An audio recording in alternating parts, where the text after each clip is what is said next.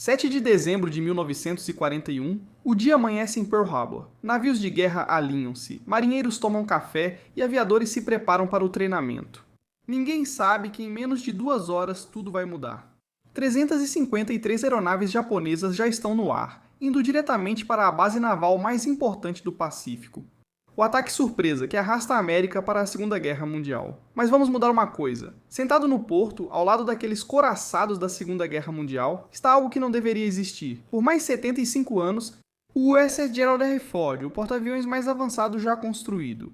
Uma cidade flutuante de destruição vinda do futuro, lançada nas águas calmas de 1941. O que ocorre quando um super porta-aviões do século XXI enfrenta o ataque surpresa mais famoso da história naval? Será que um navio pode mudar o curso da Segunda Guerra Mundial ou ele só se torna o maior alvo do Pacífico? Então, o que exatamente acabou de se materializar em Pearl Harbor? É uma fortaleza movida a energia nuclear, com 337 metros de comprimento, deslocando mais de 100 mil toneladas. O USS Gerald R. Ford não é apenas maior do que qualquer coisa em 1941. Ele pertence a um universo completamente diferente de guerra naval. Essa embarcação transporta 75 aeronaves, não os 30 ou 40 caças que você veria em um porta-aviões de 1941, mas F-18 Super Hornets capazes de atingir Mach 1.8 F-35C, Lightning II com tecnologia stealth que os torna completamente invisíveis a qualquer sistema de radar de 1941 e E-2D Advanced Hawkeyes. Com radar capaz de rastrear alvos a 300 milhas de distância, cada Super Hornet pode carregar mísseis AIM-100 e 20 AMRAAM, que atingem alvos a 50 milhas de distância. Mas os F-35 são os verdadeiros divisores de águas. Esses caças furtivos podem aparecer do nada, atacar sem aviso e desaparecer antes que alguém sequer perceba que eles estão lá. O próprio navio possui sistemas defensivos que pareceriam mágica em 1941. Mísseis Rolling Airframe, que interceptam ameaças em aproximação, sistemas de armas de proximidade disparando 4.500 tiros por minuto e matrizes de radar que podem rastrear centenas de alvos simultaneamente. Seu reator nuclear significa que ele nunca precisa de combustível, nunca desacelera, nunca para, mas aqui está o problema, é 6 de dezembro de 1941.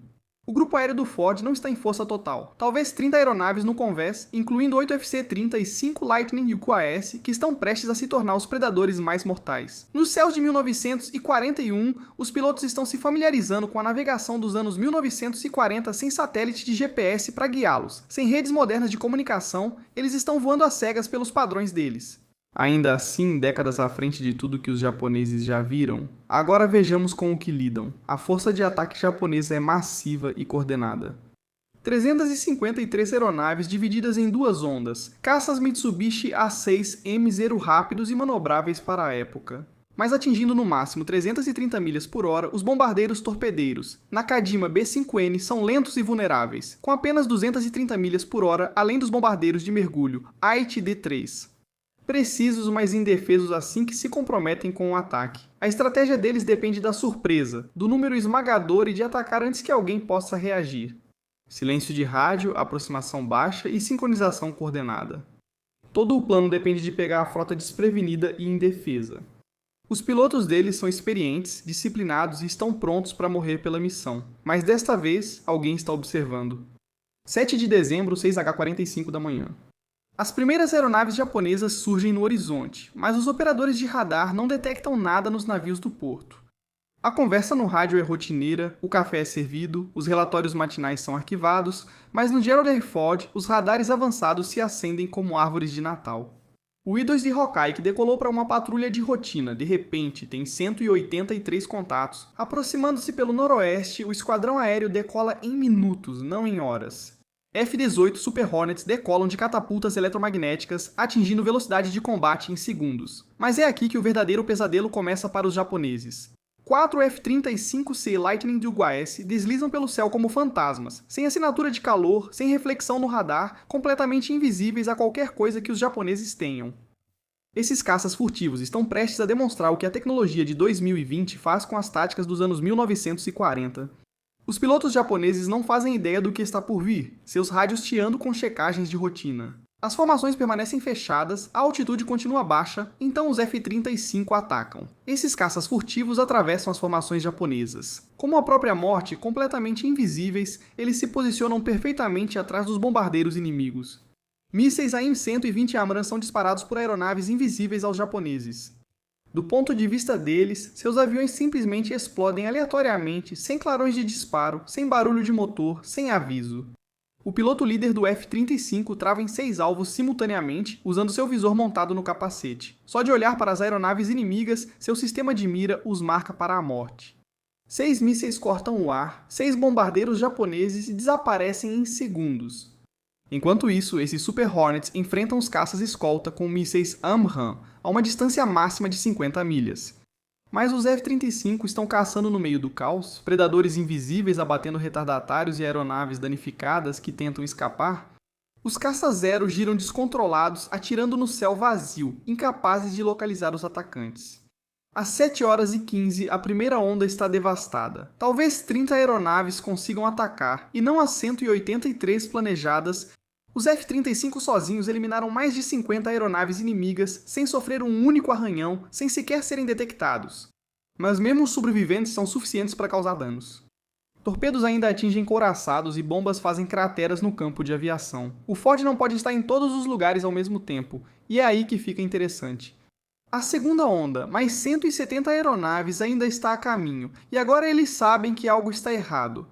A conversa no rádio da primeira onda é de pânico, pilotos confusos, relatando atacantes invisíveis, velocidades impossíveis, armas que atingem além do alcance visual. Sobreviventes relatam que companheiros de esquadrão sumiram sem aeronaves inimigas por perto. Os comandantes japoneses têm uma escolha: continuar o ataque ou abortar a missão. E aqui está o ponto sobre a doutrina naval imperial japonesa em 1941. Eles não abortam. A honra exige. Eles cumprem a missão, mesmo que isso signifique voar direto para o inferno. Então, a segunda onda chega, mas desta vez, o Gerald R. Ford está pronto. Mais aeronaves no ar, sistemas defensivos ativados, toda a tripulação do navio em postos de combate e os F-35S estão reabastecidos e prontos para mais alvos. Os atacantes enfrentam tecnologia superior e máquinas de morte invisíveis, capazes de atacar de qualquer ângulo. Mísseis Rolling Airframe interceptam bombardeiros torpedeiros antes do alcance de lançamento. Os F-35C Lightning II seguem invisíveis ao radar japonês. Rasgando as formações de zeros como espíritos vingativos, os caças furtivos usam seus sensores avançados para coordenar emboscadas perfeitas.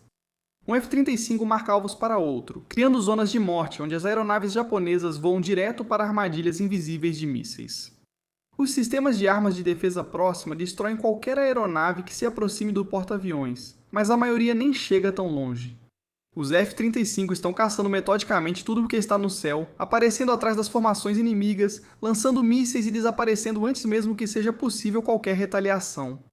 Isso não é uma batalha, é o que ocorre quando predadores invisíveis caçam presas dos anos 1940. Pilotos japoneses atiram no vazio enquanto caças furtivos os eliminam um a um. Alguns pilotos de zero, em desespero, chegam a atirar nas próprias sombras, perdendo completamente a razão, tentando lutar contra um inimigo que não conseguem ver, ouvir ou detectar. Mas vamos falar sobre o que o Ford não pode fazer. Ele não pode salvar todos os navios no porto, encouraçados ainda recebem torpedos diretamente, docas ainda explodem, aeródromos ainda queimam. O porta-aviões é devastador no ar, mas não é onipresente. Algumas aeronaves japonesas conseguem passar, algumas bombas atingem seus alvos, embora bem menos do que no ataque original. E tem outro problema: a munição do Ford não é infinita. Cada AMRAAM custa mais de 1,7 milhão de dólares e o navio só carrega uma quantidade limitada. Cada míssil disparado é um que não pode ser substituído. Em 1941, sem contratantes de defesa, sem cadeias de suprimentos, sem como fabricar eletrônicos avançados com a tecnologia dos anos 1940. A tripulação enfrenta as mesmas limitações. Se um piloto for abatido, não há substituto. Se um sistema de radar falhar, não há manual de reparo. Isso faz sentido para os engenheiros de 1941. O Ford tem uma chance de usar todas as suas capacidades, depois disso começa a se degradar. Mas mesmo operando com capacidade parcial, o impacto psicológico seria enorme. Os pilotos japoneses retornando aos seus porta-aviões relatariam coisas impossíveis, aeronaves que aparecem e desaparecem, armas que atacam de distâncias impossíveis, caças invisíveis que caçam como predadores sobrenaturais. Pilotos disseram ter visto seus esquadrões serem eliminados por inimigos invisíveis. Esses comandantes enfrentam um pesadelo, seguir atacando e perder esquadrões inteiros para inimigos invisíveis. Eles não podem lutar nem recuar e relatar o fracasso ao imperador. Qualquer escolha dessas muda completamente a Guerra do Pacífico antes mesmo de ela começar. Enquanto isso, em Pearl Harbor, as forças americanas veem o impossível, um navio resistindo a centenas de aeronaves inimigas, enquanto caças invisíveis eliminam ameaças que ninguém vê. Marinheiros e aviadores que sobreviveram ao 7 de dezembro passariam a vida tentando explicar o que viram. Agora, vamos analisar as implicações mais amplas. Se o Gerald R. Ford impedir até metade dos danos em Pearl Harbor, a opinião pública americana muda drasticamente. Em vez de um ataque surpresa devastador, torna-se o dia em que uma arma super misteriosa salvou a frota do Pacífico em vez de lembrar Pearl Harbor. O grito de guerra poderia ser: que navio era aquele? As implicações de inteligência mudariam a guerra. Ambos os lados tentariam descobrir de onde veio a tecnologia. Seria um projeto secreto americano? Os britânicos criaram algo inovador ou os alemães dividiram pesquisas avançadas com o aliado? Os japoneses poderiam supor que estão enfrentando a ponta de um iceberg, que a América tem frotas escondidas de super porta-aviões. Eles poderiam acelerar o cronograma, atacar mais agressivamente ou buscar a paz antes de enfrentar armas ainda mais impossíveis. Os americanos tentam fazer engenharia reversa de uma tecnologia que só será inventada em décadas. Cada componente, cada sistema, cada pedaço de software seria analisado por engenheiros que não têm o conhecimento básico para entendê-lo. Cenário 1. A ação de Ford salva a maioria da frota do Pacífico. Encouraçados sobrevivem, porta-aviões seguem operacionais e o poder naval americano no Pacífico fica quase intacto. A guerra continua, mas os Estados Unidos entram nela de uma posição de força, não por vingança. A linha do tempo acelera. As operações no Pacífico começam meses antes. Cenário 2. Os japoneses, ao verem seu ataque neutralizado por tecnologia impossível, supõem que os Estados Unidos ocultavam armas avançadas. Eles mudam de estratégia, potencialmente atacando a costa oeste ou tentando tirar os Estados Unidos da guerra. Antes que mais superarmas apareçam, o conflito se torna mais desesperado, mais imprevisível. Cenário 3. A munição limitada do Ford e seus sistemas insubstituíveis significam que sua vantagem é temporária após 7 de dezembro. Ainda é o navio mais poderoso do Pacífico, mas aos poucos vira um porta-aviões convencional com falhas ou falta de munição nos sistemas avançados. Os F-35 viram caças comuns quando perdem o revestimento furtivo e gastam seus mísseis avançados. A guerra prossegue normalmente, mas com uma lenda. Realisticamente, um navio sozinho não pode vencer uma guerra, nem mesmo um navio vindo do futuro. O Gerald R. Ford poderia evitar muitos danos em Pearl Harbor, abalar a confiança japonesa e possivelmente mudar o rumo da campanha do Pacífico. A Segunda Guerra Mundial ocorreu em vários teatros, com milhões de participantes. Um porta-aviões, por mais avançado que seja, só pode fazer até certo ponto, mas os efeitos em cascata seriam enormes.